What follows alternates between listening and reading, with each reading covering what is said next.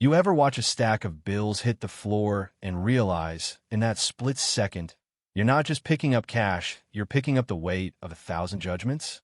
That's exactly where I found myself. That morning at First Capital Bank, my $20,000 in 20s and 50s scattered at my feet, laughter rippling through the lobby, all because Belle the teller with the too-tight ponytail and the practiced smile saw only a modestly dressed black woman, not the CEO of a billion-dollar tech company. You know what I mean? It wasn't an accident, the way those bills hit the tile. It was a message, and I've been collecting those all my life, stacking them up quietly, turning every slight into fuel. It started out like any regular day, if your version of regular involves closing a $2 billion acquisition by lunch and running a company with your name on the glass. I pulled up in my black electric car, nothing flashy, hair pulled back, navy blazer, the kind of look that whispers serious but doesn't shout. I needed to make a cash withdrawal for the Harris family longtime staff who'd lost their patriarch, and I wanted to do it myself. Not a big deal in my world, but everything to them. Inside, the bank hummed with that mid-morning tension, keyboards clacking, low voices, everyone pretending not to watch anyone else. I stepped up to the counter, handed over my card. Belle looked me over, that little up and down that said more than any words. "How much will you be withdrawing today?" she asked, barely concealing the skepticism when I said 20 grand, like maybe I'd read too many zeros. I've seen that look before, the kind that says, "Who do you think you are?" But I just gave her my ID, kept my voice level, let her process the request. It should have been routine. But she called for more verification, another ID, even after seeing the account balance that probably made her eyes water. Belle kept glancing at her co-worker, Carson, like they were sharing a joke at my expense. The bank manager, Glenn, hovered nearby, pretending to rearrange brochures while keeping one eye on the scene. I kept my cool, handed over my passport, went through their little song and dance. I wasn't about to let them see me sweat. Belle finally started counting out the bills, nice and slow, loud enough for the whole lobby to hear. 20,000 is quite a sum. I hope you have somewhere safe to keep it. I nodded, keeping my face neutral. That's when it happened. The stack hit the counter, bounced, and spilled all over the floor. Carson tried not to laugh. A young intern giggled. For a moment, it felt like the whole place was in on it, waiting to see how I'd react. Now, maybe in another life I'd have snapped, but I just knelt, gathered every bill, stacked them neat, stood up, and thanked Belle like nothing happened. Her smile faltered for the first time. As I walked out, head high, I felt eyes on my back, some amused, some uncomfortable, and one set that felt different, almost troubled. A man in a charcoal suit watched me leave, and something about his face told me he saw the whole scene for what it was. In my car, safe behind tinted glass, I finally let myself breathe.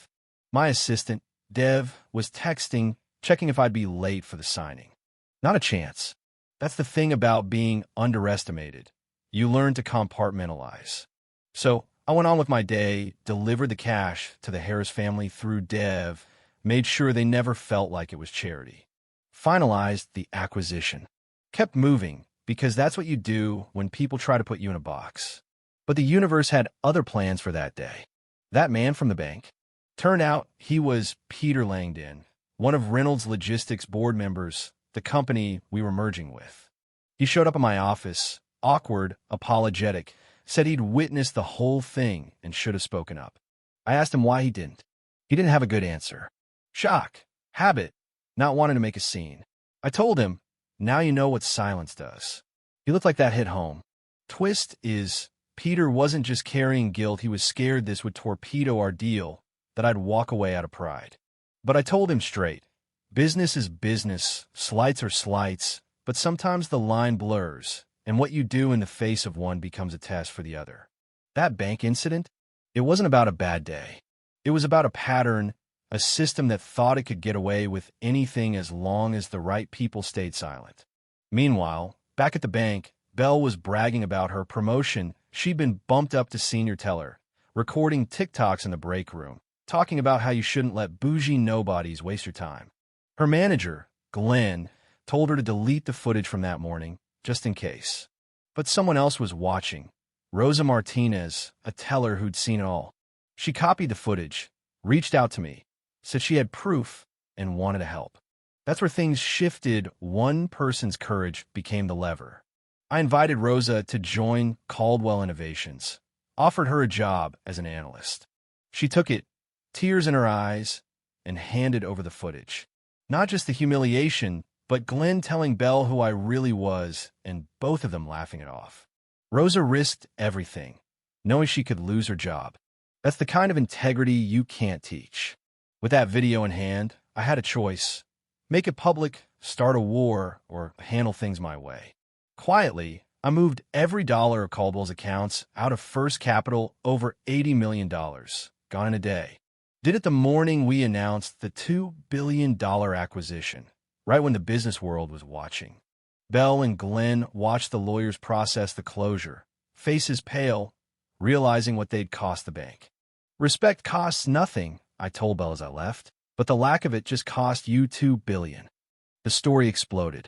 The footage went viral. Respect costs nothing trended. Financial reporters, activists, even politicians weighed in. Belle tried to save herself with a clumsy apology video, then spun out on a podcast claiming she was a victim of cancel culture. It only made things worse. Her mother, a former civil rights lawyer, went on record apologizing to me and the whole country for her daughter's actions. Imagine that the twist where the family calls you out more honestly than your own company does. First Capital's stock tanked. Corporate clients bolted. Glenn was fired, Belle too. Meanwhile, Rosa became a symbol of what it means to do the right thing when nobody's watching. She got a full-ride MBA through the Althea Caldwell Institute, the nonprofit I started in my mother's name, offering real opportunities for women like her. Peter Langdon resigned from the Reynolds board, went public about why he left. That sent its own shockwaves finally, someone on the inside calling out the rot. The government opened an investigation into the bank. Congress drafted new banking rules to require bias training and oversight, so what happened to me wouldn't get swept under the rug again. They called it Zara's Clause. Go figure. And Belle? Last I heard, she was stocking shelves in another state, living under a shortened name, starting over. Her story became a cautionary tale in HR seminars, a reminder that arrogance and cruelty might win around, but the house always calls your bluff in the end.